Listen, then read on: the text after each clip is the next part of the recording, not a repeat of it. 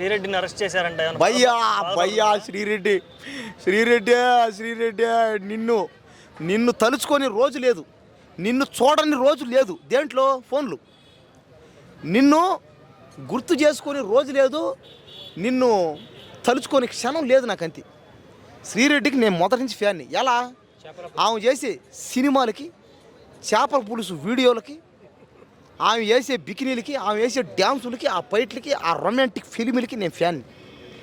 కానీ ఈరోజు నువ్వు అవన్నీ మానేసి నీకన్నా 100 కోట్ల ఆస్తి ఉన్నా కానీ అదేందో మాసిన బట్టలు నాకంటే డబ్బులు లేదు. మాసిన బట్టలు నీకేమైంది?